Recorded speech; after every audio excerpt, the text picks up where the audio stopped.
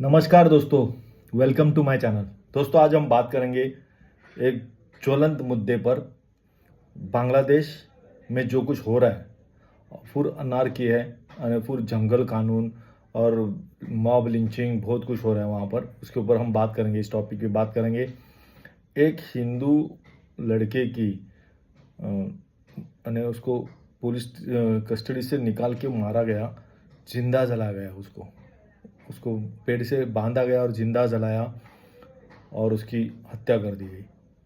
ये mob lynching की घटना इंसानियत को शर्मसार करने वाली है। धर्म विरम रहेगा साइड में, ये मॉब लिंचिंग की घटना इंसानियत को शर्मसार करने वाली है दोस्तों। यूएन बाद में जो भी सब ह्यूमन राइट्स के जितने भी है ना, आवाज़ अगर नहीं उठाई इस टाइम पे, ये जो घटना हुई है उस पर, तो तुमको शर्म से डूब मरना चाहिए। दोस्तों हम इस मुद्दे पे आज बात करेंगे, लेकिन उससे पहले जिन्होंने चैनल को सब्सक्राइब नहीं किया है प्लीज़ सब्सक्राइब करो और बेल आइकन ज़रूर दबाना ताकि आपको नोटिफिकेशन आए। तो शुरू करते हैं मॉब लिंचिंग इन बांग्लादेश। दोस्तों वैसे देखेंगे ना तो चंद्रदास करके एक लड़का था, उसको ये एंटी हिंदू ना एक्टिविस्ट, जब से यूनुस सरकार आई है ना, ये घटना ज़्यादा हुई है और इसमें पॉलिटिक्स भी है। जब से शेख हसीना रिटर्न आई है इंडिया में और उसके बाद में उनकी पार्टी को बैन कर दिया, ये बिना चुनी हुई सरकार यूनुस की, उसने शेख हसीना की अवामी लीग को बैन कर दिया और खालिदा जिया की पार्टी बीएनपी, दो पार्टी मेन है। वो इलेक्शन में, वो लंदन में है और वो इलेक्शन में लड़ेगी कि नहीं अभी चल रहा है उनका। अभी फरवरी में बांग्लादेश में इलेक्शन है और उस पर जमात करके थी 1971 में। जमात एक जूनी पार्टी है, उसमें वो प्रो पाकिस्तानी थी उस टाइम पे। उसके ऊपर बैन लगाया गया था बाद में, शेख हसीना थी तो 15 साल उस पर बैन था। लेकिन अभी जो विद्रोह हुआ शेख हसीना के सरकार के खिलाफ और जब इंडिया ने जान बचाई उस, तब से वो अभी उसको बैन हटाया और वो एक्टिव हो गई है। और जो हाडी करके जो था लीडर, उसके ऊपर वो हमेशा एंटी इंडिया स्टेटमेंट देता था, एंटी शेख हसीना गवर्नमेंट और एंटी इंडिया ज़्यादा करके। उसने ग्रेटर बांग्लादेश का एक नक्शा किया था, उसमें अपने 7 राज्य है ना वो दिखाए थे ग्रेटर बांग्लादेश में। और ऐसे कंट्रोवर्शियल और जो भड़काऊ रहते ना वैसे भाषण देता था वो और करता था। उसको ये चल रहा था, उसको 12 तारीख को किसी ने गोली मार दी। बाद में उसको बाहर गाँव जाके उसका ट्रीटमेंट किया, लेकिन 18 तारीख को उसकी डेथ हो गई। बाद में फुल प्रोटोकॉल में यूनिस सरकार जाके वीके उसको ये करके सरकारी अंतिम संस्कार करते ना वैसा किया गया, उसको खा के सुपुर्द किया गया। बाद में उसके बाद में और एक स्टूडेंट की अभी किसी अननोन पर्सन ने गोली मार के हत्या कर दी। तो जब से ये हुआ है, लेकिन ये जो दीपू की हत्या हुई है ना दोस्तों, यानी इंसानियत ख़त्म ही समझो। एक आदमी को पुलिस से हिरासत से लेके मॉब जो नारे लगा रहे थे कट्टरपंथी, वो लेती है, पेड़ में बांधती है, कपड़े उतारती है उसके और उसको जिंदा जला देती है। यूएन सोया है, बाकी के सब ह्यूमन राइट्स हुए। इंडिया ने आवाज़ उठानी चाहिए। मैं आज इसलिए दोस्तों ये विरोध कर रहा हूँ कि इंडिया ने आवाज़ उठानी चाहिए। कुछ भी हो जाए, प्रियंका चतुर्वेदी, प्रियंका वाड्रा, इन्होंने आवाज़ उठाई, एटलीस्ट अपोजिशन ने आवाज़ तो उठाई। इस टाइम आवाज़ उठानी ही चाहिए। ऐसा ये घिनौनी ये घटना है दोस्तों।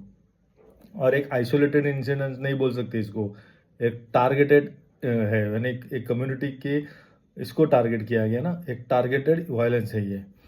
यानी एक झुंड आता है और उसके ऊपर उसको पकड़ता है, उसको अटैक करता है, उसको मारता है और सिर्फ वो उसका धर्म है, वो एक फेथ के ऊपर वो बिलीव करता है, इसलिए उसको मारा जाता है। ये मॉब लिंचिंग है और ये इसको जो भी सपोर्टर है उसके, उसको पकड़ के सज़ा मिलनी चाहिए। सज़ा है मौत ही सीधा, बाकी दूसरा कुछ नहीं। ये करना ही पड़ेगा। सब लोग जितने भी कंट्रीज है ह्यूमन राइट्स को, यूरोपियन स्पेशली बहुत बड़ी बड़ी बातें करते हैं।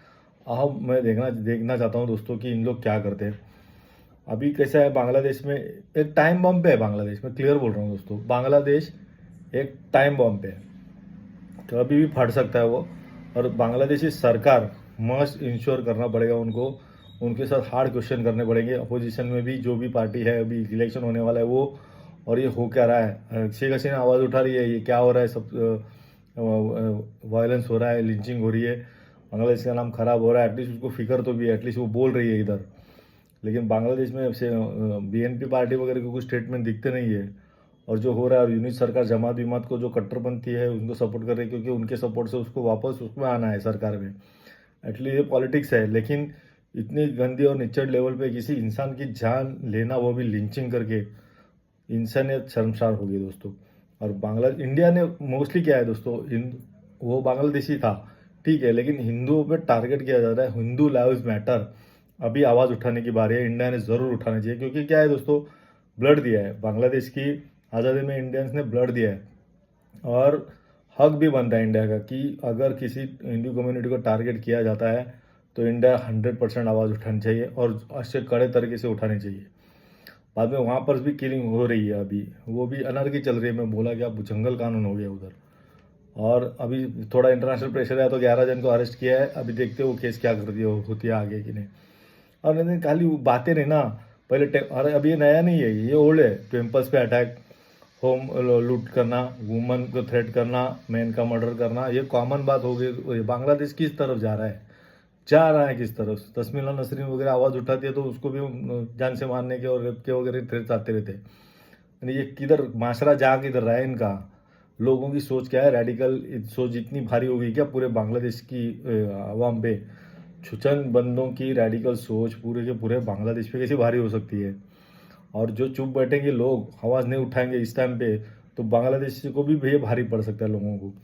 उनका देश का सत्यानाश हो सकता है। कंगला देश है, आईएमएफ से लोन मांग रहा था, अभी भीख मांगने गया था, हालत ख़राब हो गई। इंडिया है इसलिए वो सपोर्ट करता था। इंडिया से ट्रेड, ट्रांजिट, सब कुछ, यानी जो भी बिजनेस, सब बंद हो सकता है। बहुत मुश्किल में आ सकता है बांग्लादेश दोस्तों। और ये खाली इन्वेस्टिगेशन, और इसके बाद ना वो घिसे पिटे डायलॉग नहीं चाहिए, स्क्रिप्टेड इन्वेस्टिगेशन चालू है, सिचुएशन अंडर कंट्रोल है, एक ही आइसोलेटेड इंसिडेंट देखना चाहिए। ये सब बात नहीं, क्लियर कट एकदम इंडियन गवर्नमेंट ने हार्ड आना चाहिए।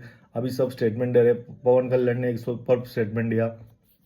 और किसी इंसान की दोस्तों ऐसे लिंचिंग में जान लेना, और वो भी टारगेटेड फेथ पे, ये ह्यूमैनिटी के खिलाफ ही है। यानी ये इन्हें निच्चड़ है। मैं क्या बोलूँ दोस्तों, अभी इस पे गुस्सा भी आ रहा है मुझे इंडियन गवर्नमेंट पे। बाकी का तो बांग्लादेश की ऐसी की तैसी, वो कि एक स्टेटमेंट दे रहे हैं उनके जो स्टूडेंट लीडर से प्रोवोकेटिव स्टेटमेंट दे रहे हैं। लेकिन उसमें क्या है, मैं तो ब्लंट ही कह रहा हूँ, सीधा सीधा, इंडिया को टॉलरेट बिल्कुल नहीं है, और शांत भी नहीं बैठना, और टॉलरेट भी नहीं करना है ये। यानी क्योंकि भारत ने बांग्लादेश के लिए सब कुछ किया है दोस्तों, आज़ादी से लड़ से लेके सब कुछ किया है बांग्लादेश के लिए। चुप नहीं बैठेंगे। तुम एक कम्युनिटी को टारगेट करोगे इंटरनेशनल तेल लेने। जस्ट इमेजिन करो, सीरिया पे अटैक किया, 70 बॉम्ब डाले अमेरिका ने। क्योंकि क्यों डाले इतने सीरिया पे 70 बॉम्ब, क्या डालने की तुक बनती थी अमेरिका की। सिर्फ 2 अमेरिकन को मारा था, इसलिए वो सब कार्रवाई की गई थी 2 अमेरिकन की वजह से। अमेरिका क्या कर रहा है। इसराइल ने अभी जो बुंदी में अटैक हुआ ऑस्ट्रेलिया में, पूरी की पूरी इसराइल खड़ा हो गया ऑस्ट्रेलिया के आगे, और बोलता है वो क्या रहे तुम लोग सोए हो क्या। पूरे ऑस्ट्रेलियन सरकार की बैंड बजा दी। एंथोनी एल्वेस की टेंशन में आ गया, और उन्होंने भी कड़े कदम उठाए, तो मुस्लिम को बाहर फेंको ऐसा होने लगा। उन्होंने स्टेटमेंट दिया, ऑस्ट्रेलिया की तरफ से बहुत सारे आए, उधर प्रोटेस्ट चलने लगे। तो ये रेडिकलाइजेशन है ना, होगा ना दोस्तों, तो दुनिया ख़त्म हो जाएगी। एक दूसरे के खून के पैसे हो जाएंगे लोग। और मैं क्या कहता था, दिस इज ये एक घटना है, अभी एक ह्यूमैनिटी के लिए डिफेंड करना है ना, इंटरफेयर करना नहीं किसी देश में। जो सब लोग मैंने इंडिया क्यों इंटरफेयर नहीं, ह्यूमैनिटी को डिफेंड कर रहे हैं हम लोग। आवाज़ तो उठानी है, कुछ नहीं कर सकते तो कॉमन पब्लिक, तो हम लोग यूट्यूबर वगैरह आवाज़ तो उठा सकते हैं ना, इस घटना को कंडेम कर सकते हैं ना। कंडेम करना भी चाहिए। मेरे पाकिस्तानी दोस्त भी है जो भी अच्छे हैं, जो पढ़े लिखे हैं, सेंस रखते हैं थोड़ा, उन दोस्तों को भी मेरा अपील है, दोस्तों फ्रेंड्स है दोस्तों, आवाज़ उठाओ। ये ह्यूमैनिटी के खिलाफ का घटना है ये। और यानी पॉलिटिक्स इंडिया पाकिस्तान हमेशा ब्लेम करते रहते हैं, लेकिन ये ब्लेम का ये नहीं है। मेरी एज ए फ्रेंड रिक्वेस्ट है कि जो ह्यूमैनिटी के खिलाफ है उसके ऊपर आवाज़ उठानी चाहिए, यूट्यूबर्स ने स्पेशली। और दोस्तों ये ना इंडिया यानी क्लियर मैसेज देना चाहिए, क्लियर कट मैसेज बांग्लादेश को, कि तुमको हमारे साथ अच्छे ट्रेड रिलेशन चाहिए, फ्रेंडशिप चाहिए, ट्रांजिट चाहिए, सब कुछ चाहिए ना। तो तुमको ये अटैक्स वगैरह जो माइनॉरिटी पे टारगेट हो रहा है वो रोकना ही पड़ेगा तुमको। कुछ भी हो जाए तुमको रोकना है। सरकार को क्लियर कट मैसेज देना चाहिए, क्लियर कट मैसेज। और बाद में लेक्चरबाजी नहीं डायरेक्ट, और ये कुछ सिंपथी लेक्चरबाजी यानी ये कुछ नहीं, डायरेक्ट इंडिया से एक ही बात चाहिए, total action, full pressure, diplomatic pressure, action लेना है, मतलब लेना है। और बॉर्डर से जो कोई कोई ना उधर के जो स्टूडेंट के एकदम प्रोवोकेटिव स्टेटमेंट देते हैं। सेवन से यानी वो लिटिल बांग्लादेश का जो नक्शा था ना, 7 सिस्टर्स बोलते हैं ना, जो अपने 7 राज्य, 7 सिस्टर। तो उनको मेरा कहना है 7 सिस्टर के 21 ब्रदर्स भी है। ज़्यादा नाटक करोगे ना, चिकन नेक का चिकन चेस्ट बना देंगे। फालतू की बकवास बंद करो और इंडिया को धमकाना बंद करो। बांग्लादेश हो, IMF से भीख मांग रहे हो, फालतू की बकवास किए जा रहे हो। 4 जाहिल लोग पूरे के पूरे बांग्लादेश के रिप्रेजेंट नहीं करते, ये भी बात समझनी पड़ेगी। लेकिन ये फालतूगिरी है। बांग्लादेश के लोगों ने आवाज़ उठानी चाहिए इन रेडिकल्स के खिलाफ। जमात और ये सब जो रेडिकलाइज्ड है और ये मॉब लिंचिंग वगैरह जो कर रहे हैं, जो बांग्लादेश की छवि खराब कर रहे हैं, बांग्लादेशी नागरिक है, कॉमन मैन, उसने आवाज़ उठानी चाहिए इनके खिलाफ। और इंडिया ने तो, सरकार ने तो, हमारी तो पूरी डिमांड ही है कि सीधे सीधे एक्शन ले उन पे। बॉर्डर एक ने भी क्रॉस करने की कोशिश की, इनकी ऐसी की तैसी चिकन नेक का चिकन चेस्ट हुआ ही समझो। तो फिर दोस्तों बहुत हो गया नाटक इनका, ज़्यादा ये नहीं करना है, डायरेक्ट एक्शन लेना है। सब बाद में बहुत कुछ इंडिया करने को तो बहुत कुछ कर सकता है, लेकिन एटलीस्ट एक वार्निंग देनी है। फालतू की ये नहीं चलेगी। इंडिया को धमकाना विमकाना बंद करो। वो स्टूडेंट लीडर माइक के सामने आके इंडिया को धमका रहा है 7 सिस्टर्स पे। तुम्हारी औकात है तुम्हारी। अरे भीख मांग रहे हो तुम लोग अभी IMF के साथ, अल्लाह के नाम पे दे दे बाबा, भीख मांग रहे हो तुम लोग। तुम्हारी कंट्री की ये हालत है।